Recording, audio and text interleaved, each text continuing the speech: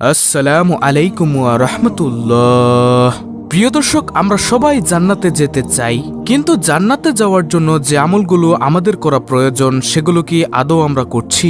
আল্লাহ তাআলার ফরজ বিধানগুলো পালন করার পাশাপাশিও কিছু জিকিরের আমল রয়েছে যে আমলগুলো কিয়ামতের ময়দানে নেকির পাল্লাকে অনেক ভারী করে দিবে ইনশাআল্লাহ, এবং দুনিয়াতেও অধিক কল্যাণ লাভ করতে পারবেন যেই জিকিরগুলো মনে প্রশান্তি এনে দেয়। তাই প্রিয় দর্শক, আজকের ভিডিওতে আমি আপনাদের সাথে মাত্র 3টি জিকিরের আলোচনা করব, যেই জিকিরগুলো যদি আপনি মৃত্যুর আগ পর্যন্ত করতে পারেন ইনশাআল্লাহ, আমি বিশ্বাস করি যা আপনার জান্নাত লাভের মাধ্যম হতে পারে। সকাল সন্ধ্যায় এই 3টি জিকির যদি আপনি করেন তাহলে আল্লাহ তাআলার আরশ কেঁপে ওঠে, যতক্ষণ না আল্লাহ তাআলা আপনাকে ক্ষমা না করেন। সুবহানাল্লাহ। অবশ্যই আল্লাহ তাআলা যদি চায় আপনার দোয়া কবুল করবেন, আপনাকে জান্নাত দান করবেন ইনশাআল্লাহ। তো কেমন জান্নাত দান করবেন? আল্লাহ রাব্বুল আলামিন বলেন, তোমরা সেখানে গিয়ে যা চাইবে তাই পাবে। সুবহানাল্লাহ। আমি বিশ্বাস করি যে ব্যক্তি জিকিরের আমলকে ভালোবাসে, যে ব্যক্তি জান্নাতে যেতে চায়, যে ব্যক্তি মহান রব্বুল আলামিনকে ভালোবাসে, সে আজকের ভিডিওটি অবশ্যই সম্পূর্ণ দেখবে এবং এখান থেকে 3টি জিকিরের আমলকে শিখে পরবর্তীতে সেও এই আমলগুলো করবে ইনশাআল্লাহ। আল্লাহ তাআলা অবশ্যই তাকে জান্নাত দান করবেন ইনশাআল্লাহ। তো আজকের ভিডিওটি মূলত 2টি পার্টে আলোচনা করব। প্রথম পার্টে আলোচনা করব জিকিরের ফজিলত সম্পর্কে, অর্থাৎ আপনি যে জিকিরগুলো পাঠ করবেন সেগুলোর ফজিলত কি লাভ হবে আপনার এই জিকিরগুলো করলে, এটাই প্রথম পার্টে আলোচনা করব।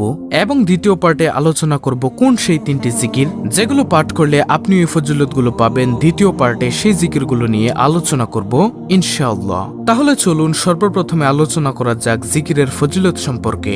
ধৈর্য ধরে সম্পূর্ণ ভিডিওটি দেখার জন্য অনুরোধ রইল।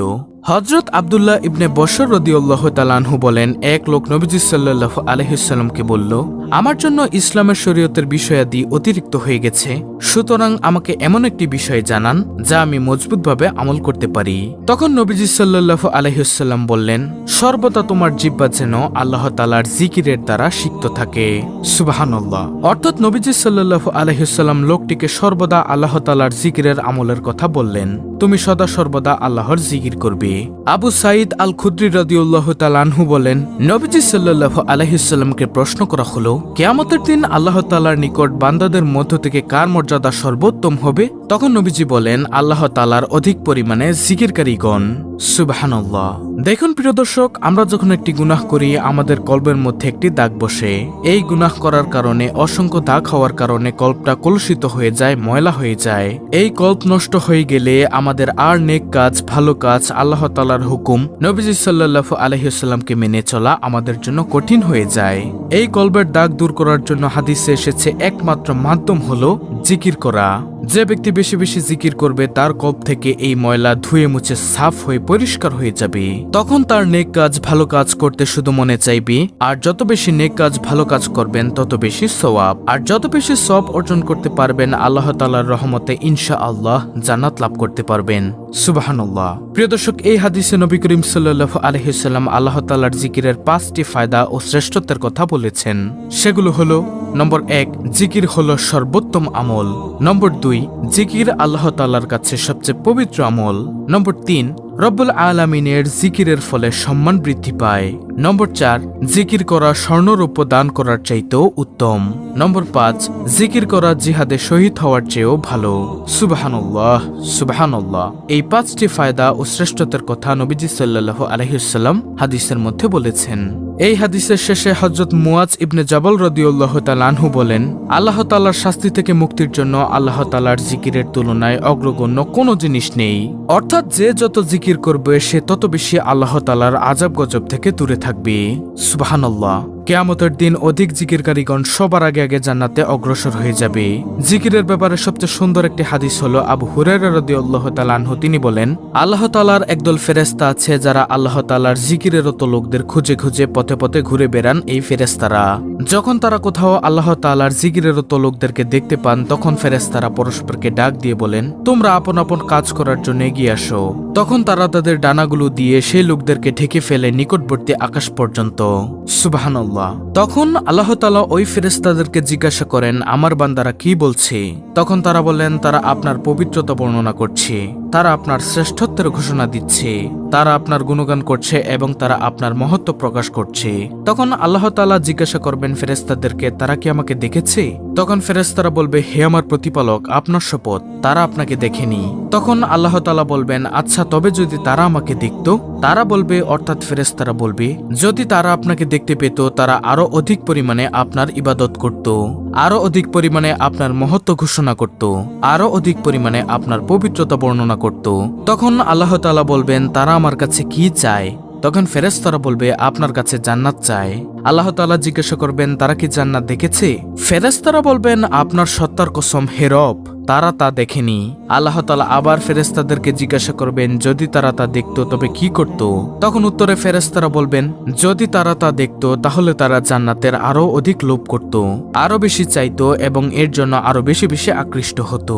আল্লাহ তাআলা তখন আবার ফেরেশতাদেরকে জিজ্ঞাসা করবেন, তারা কি থেকে আশ্রয় চায়, পানাহ চায়? ফেরেশতারা উত্তরে বলবেন, আপনার এই বান্দাগুলো জাহান্নাম থেকে পানাহ চায়। আল্লাহ তাআলা জিজ্ঞাসা করবেন, তারা কি জাহান্নাম দেখেছে? ফেরেশতারা জবাবে বলবে, আল্লাহ তাআলার কসম হে প্রতিপালক, তারা জাহান্নাম দেখেনি। আল্লাহ তাআলা ফেরেশতাদেরকে আবার জিজ্ঞাসা করবেন, যদি তারা তা দেখত তখন তাদের কি হতো?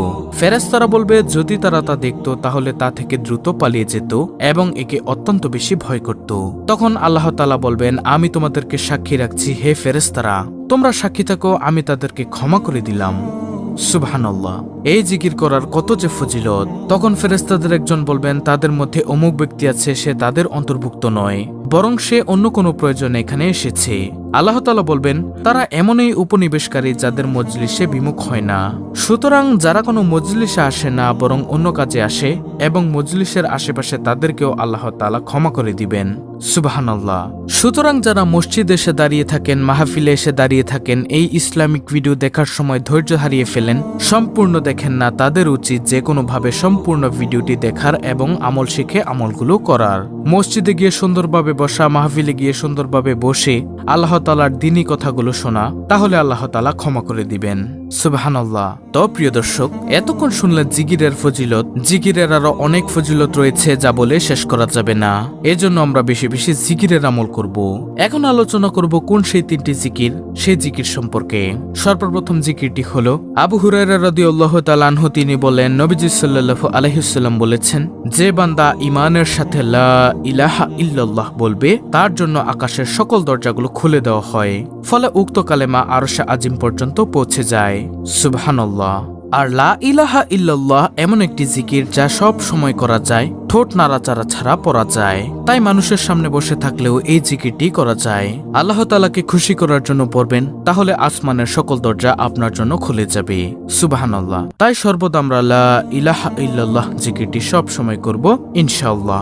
তারপরে দ্বিতীয় নম্বর জিকিরটি হলো, ইবনে ওমর রাদিয়াল্লাহু তাআলা আনহু বলেন, একদিন আমরা রাসূলুল্লাহ সাল্লাল্লাহু আলাইহি ওয়াসাল্লামের সঙ্গে নামাজ পড়ছিলাম। সে সময় সমাগত লোকদের মাঝে এক লোক বলে উঠল, আল্লাহু আকবার কাবীরা ওয়ালহামদুলিল্লাহি কাসীরা ওয়া সুবহানাল্লাহি বুকরাতান ওয়া আসীলা। আমি আবার বলছি, আল্লাহু আকবার কাবীরা ওয়ালহামদুলিল্লাহি কাসীরা ওয়া সুবহানাল্লাহি বুকরাতান ওয়া আসীলা। এটি বলল। তখন নবীজি সাল্লাল্লাহু আলাইহি ওয়াসাল্লাম বলেন, এই বাক্যটি কে বলেছে? উপস্থিত লোকদের মাঝে এক লোক বলল, আমি ইয়া রাসূলুল্লাহ সাল্লাল্লাহু আলাইহি ওয়াসাল্লাম। তিনি বললেন, অর্থাৎ নবীজি সাল্লাল্লাহু আলাইহি ওয়াসাল্লাম বললেন, এই দোয়ায় আমি খুব আশ্চর্যান্বিত হয়েছি। এই বাক্যগুলোর জন্য আকাশের সকল দরজাগুলো খুলে দেওয়া হয়েছে। সুবহানাল্লাহ। ইবনে ওমর রাদিয়াল্লাহু তাআলা আনহু বলেন, নবীজির কাছে আমি এ কথা শোনার পর থেকে কখনো তা পাঠ করা পরিহার করিনি।